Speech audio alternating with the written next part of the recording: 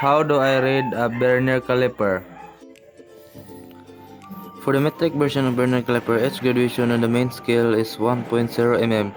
Every 10th graduation is numbered in sequence: 10 mm, 20 mm, 30 mm, 40 mm.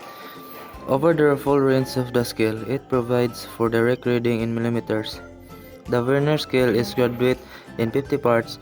Each represents to 0.02 mm. Every fifth line is numbered in sequence: 0.10 mm, 0.20 mm, 0.30 mm, 40 mm, providing for direct reading hundreds of a millimeter. 3 steps for reading the metric of Vernier caliper. 1.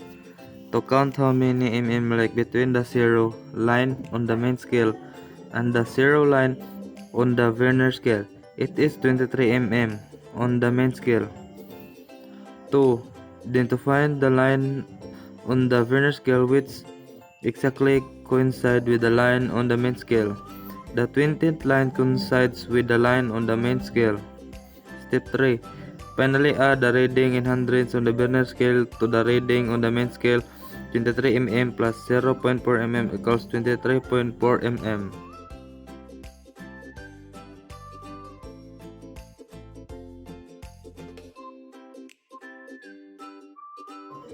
Step 1. Read the sleeve measurement.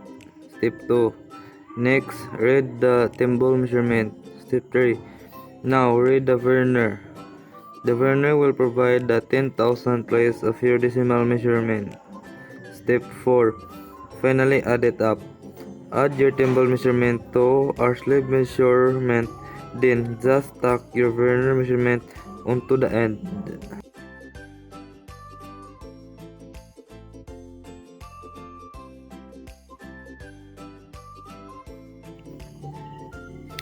Sounding tapes comes in meter or feet metric and is normally made up of brass and steel with a weight bulb attached at the end of the tape using a trap hook.